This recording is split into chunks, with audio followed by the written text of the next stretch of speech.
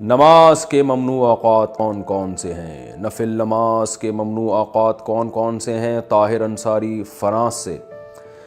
دیکھیں، نماز کے جو ممنوع اوقات ہیں، ایک تو یہ ہے کہ سورج کا ذرا سا کنارہ نکل جائے، یعنی جب فجر کی نماز قضا ہوتی ہے نا، جس ٹائم پہ سورج ذرا سا نکل جائے تو اب مکروہ وقت شروع ہو گیا، جب تک کہ وہ ایک نیزے تک نہیں پہنچ جاتا، یعنی اتنا بلند نہ ہو جائے کہ اس کی میں جو ہے نا تھوڑی سی چمک پیدا ہو جائے، جو پاکستان اور ہندوستان میں تقریباً 15 سے 20 منٹ کا ٹائم ہوتا ہے یہ، اور دوسرے ملکوں میں زیادہ بھی ہو سکتا ہے، ناروے میں ہو سکتا ہے بہت ہی زیادہ ہو،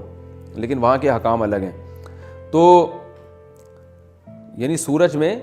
تھوڑی سی تیزی پیدا ہو جائے تو اس وقت پھر آپ نماز پڑھ سکتے ہیں۔ دوسرا مکروہ وقت ہے جب سورج بالکل سر پہ پہنچ جائے، جس کو زوال کا وقت کہتے ہیں، تو یہ تقریباً 10 منٹ کا ہے، یعنی اگر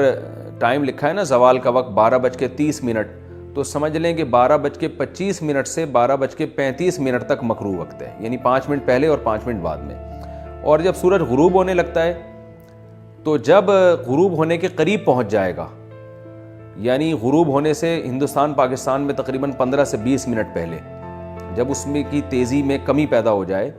یعنی سورج کی چمک باقی نہ رہے، تو غروب ہونے سے 15-20 منٹ پہلے تک یہ ایسا ہوتا ہے،